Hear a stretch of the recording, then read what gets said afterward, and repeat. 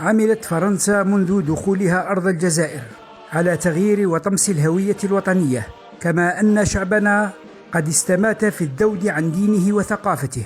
والتاريخ ما زال يسجل ما قاله أحد المقربين من الجنرال بيجو بأن أيام الإسلام في الجزائر باتت معدودة. فقبل ظهور جمعية العلماء المسلمين وما تلاها من نهضة فكرية، قام الاحتلال الفرنسي بفرض حياة سيئة على الجزائريين، محاولا ضرب كل مناحي الحياة الاجتماعية والفكرية والاقتصادية والدينية للشعب الجزائري، وركز على استبدال اللغة العربية بالفرنسية، وضيق على الممارسات الدينية، وشجع على انتشار البدع والخرافات. ولكن استطاع علماء الجزائر المؤمنون المجاهدون أن يجهضوا مخططات فرنسا الشريرة، ويحدثوا نهضة جديدة في نفوس شعبنا البطل المقاوم.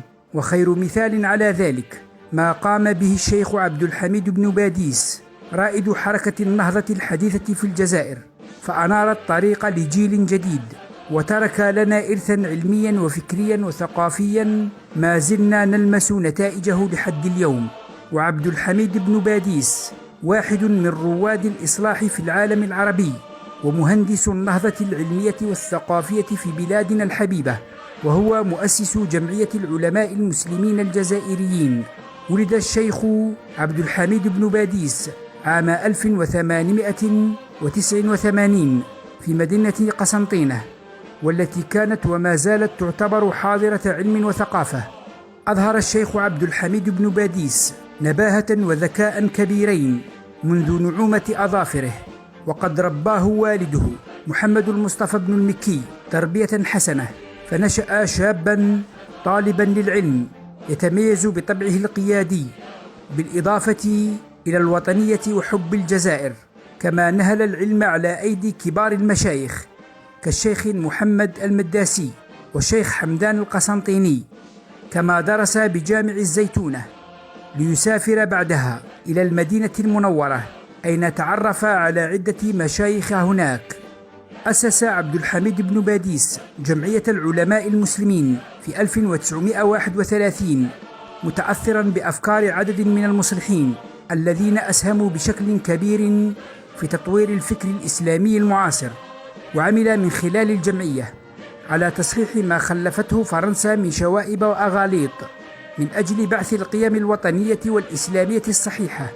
كتب الشيخ العديد من الأشعار والأناشيد، منها نشيد اشهد يا سماء، بالإضافة إلى العديد من المؤلفات نذكر منها آثار ابن باديس، وتفسير القرآن الكريم، ومجالس التذكير من حديث البشير النذير، وجريدة الشريعة النبوية المحمدية وغيرها.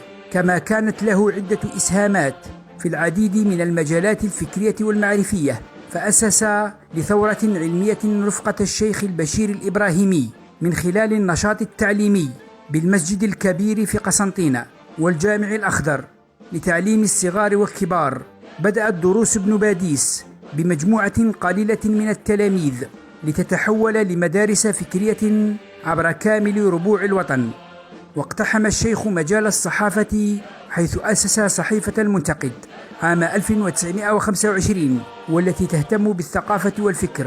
أما سياسيا، فأكد الشيخ على أهمية مشاركة العلماء في العمل السياسي، ونجح في عقد مؤتمر ضم العديد من الأحزاب والاتجاهات الفكرية في الجزائر. ولم ينتهي نشاطه السياسي حتى آخر يوم في حياته، وكان لا يتوانى في مطالبة مرافقيه وباقي العلماء بالجهاد ضد الاحتلال الفرنسي. توفي الإمام عبد الحميد بن باديس بعد مرض مفاجئ لم يدم طويلا، وذلك في 16 من شهر أبريل من عام 1940، وقد كانت وفاته في مدينة قسنطينة مسقط رأسه، والمكان الذي شهد معظم تحركاته العلمية والفكرية. وشهدت جنازته حضورا غير مسبوق ومن كل مناطق البلاد، فتوافد محبوه وأتباعه للمشاركة في تشييعه وتوديعه قبل أن يوارى الثرى. فكان هذا اليوم والموافق ل16 من شهر أبريل يوما يحتفى به في الجزائر، تمجيدا للعلماء الذين أفنوا أعمارهم في نشر العلم على غرار الشيخ عبد الحميد بن باديس، والذي وهب حياته في سبيل العلم ومحاربة الجهل والتخلف. لهذا اتخذت بلادنا ذكرى وفاته يوما للاحتفاء بالعلم والعلماء، وتخليدا لذكراهم واعترافا بفضلهم في نهضة الوطن. المجد والخلود لشهدائنا الأبرار.